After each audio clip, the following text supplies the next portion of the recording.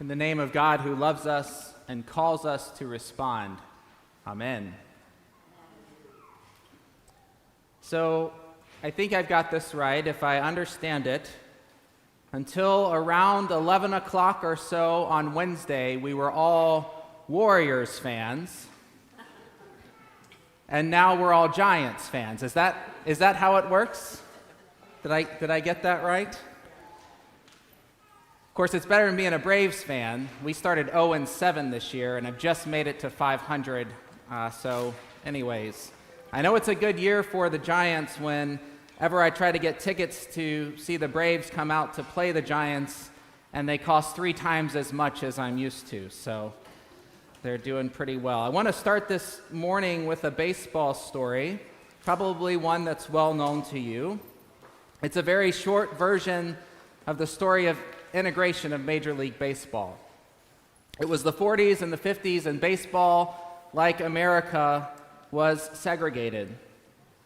There were the so-called Negro Leagues that formed up a few generations on from freed slaves, post-Reconstruction. The American League and the National League started as independent leagues and together in 1903 formed Major League Baseball.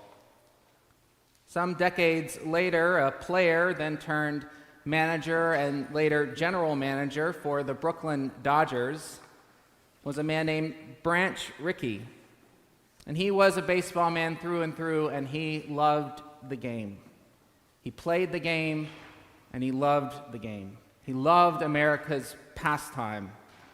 And he loved it enough that he knew it needed to change. He loved it enough to challenge it. Sometimes we in the church have to love the church enough to see it change, don't we? Branch Rickey loved baseball enough to challenge it to a higher calling that he felt it was worthy of bearing witness to.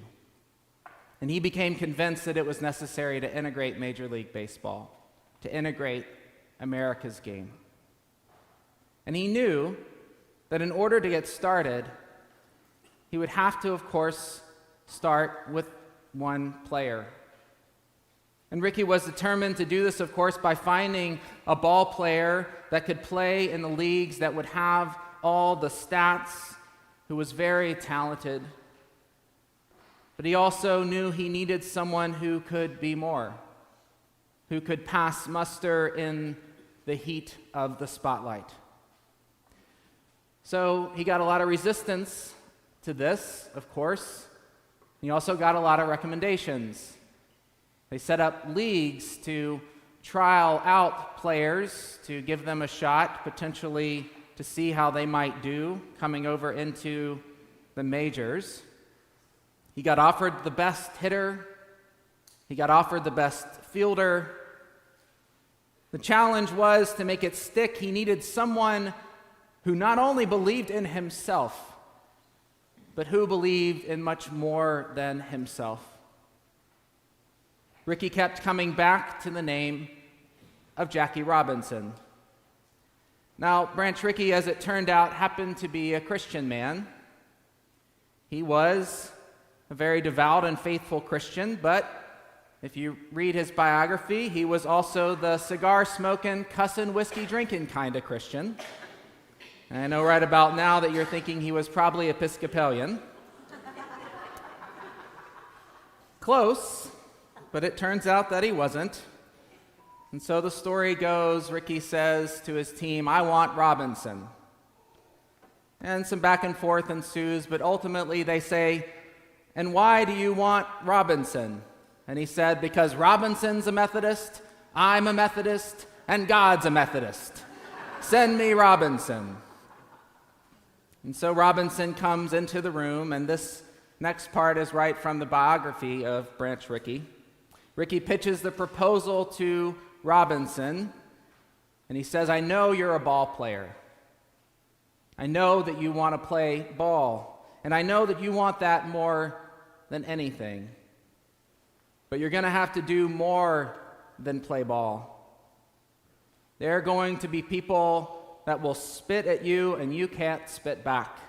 They're going to curse at you and you can't curse back. They're going to call you everything but a child of God, and you cannot call them any names back. And God forbid they may try to kill you, but you can't even strike back. It's recalled that Robinson gets sort of visibly shaken. He says, "Ricky, you want a Negro who's afraid to fight back." To which he responds, "No, I want a ball player who has the courage not to fight back." Ricky took out a book of his drawer in one of his desk's drawers. It was a devotional entitled "The Life of Christ."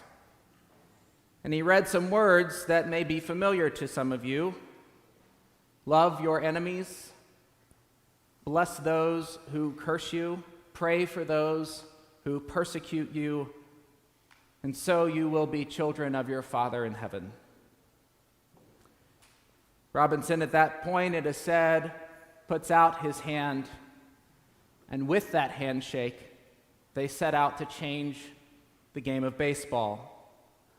And baseball helped to start to change America.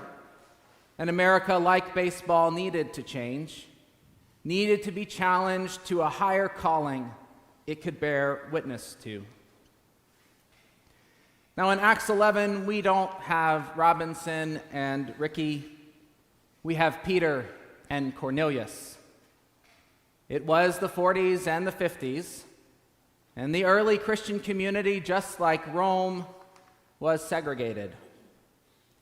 Peter, who had been traveling throughout Palestine, visited Cornelius, a Roman centurion and a Gentile.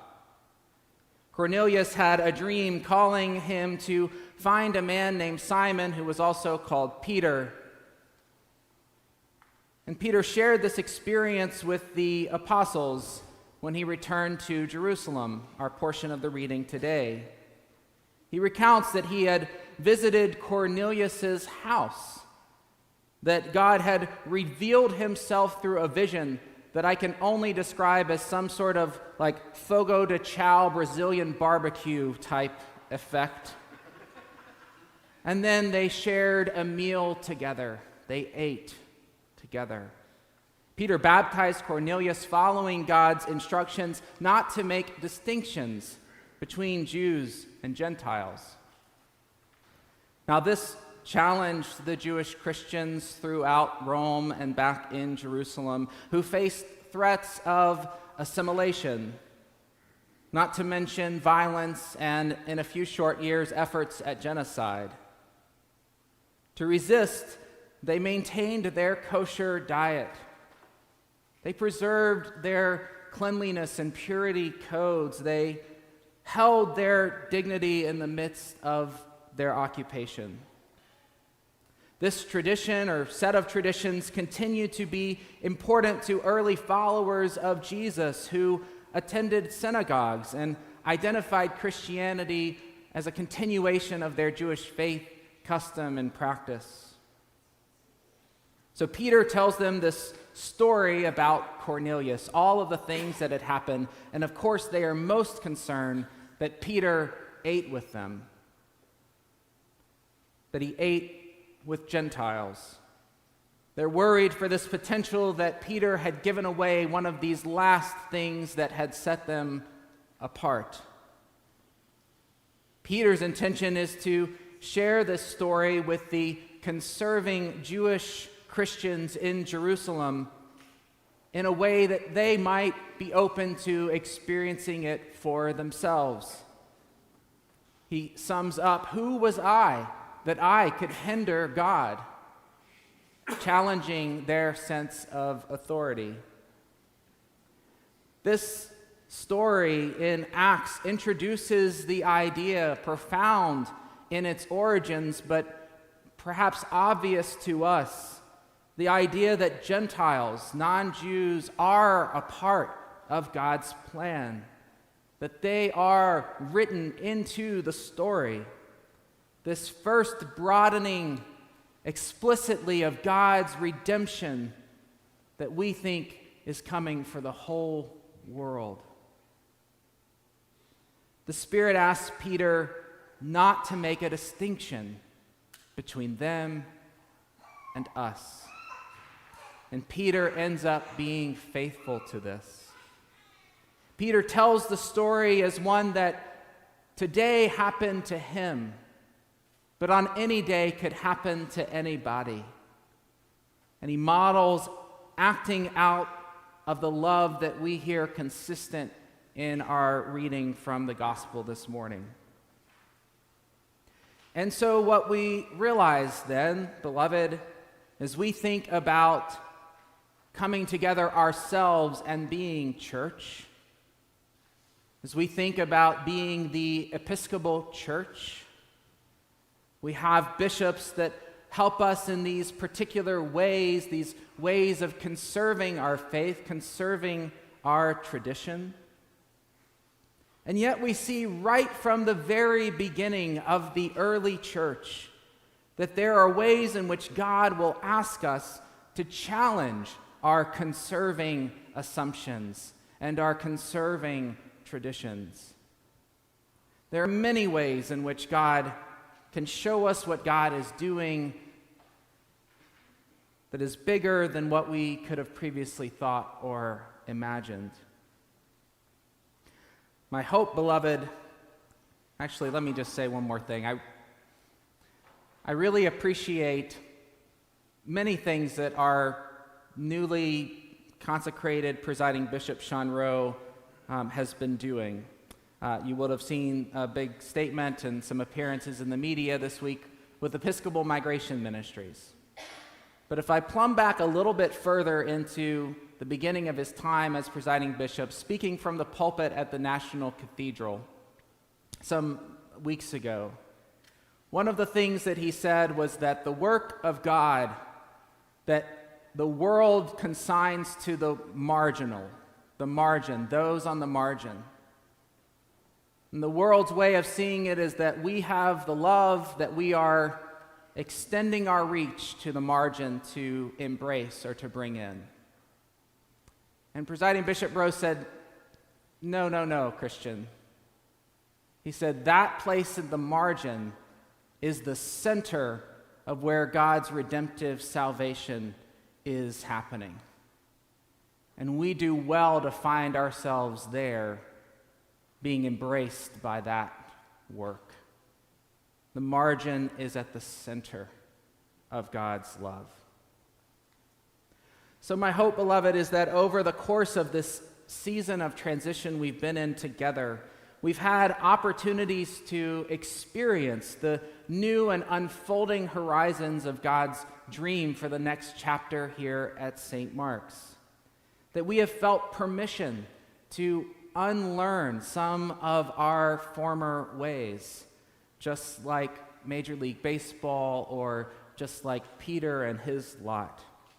To experiment and, yes, experience God in the midst of change and perhaps discomfort, and become expectant of new possibilities, expectant of new leadership, and a new season of witness for St. Mark's, not only at this little corner of creation here in Midtown Palo Alto, but also in connection throughout the region and the diocese, and in partnership across our world. In these coming weeks and months, it is my prayer for you that you bring some sort of combination of the Spirit that Peter and Cornelius knew, that Robinson and that cigar-smoking, cussing, whiskey-drinking Christian Branch Rickey all brought, that you'll look for what is possible and find ways to say yes to your new rector, whoever they might be, whatever they might look like, and yes, however they might sing.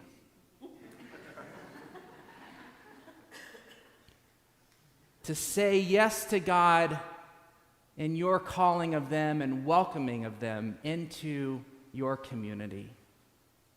Bring that Spirit so that you too can be challenged to a higher calling that you can bear witness to together. Amen.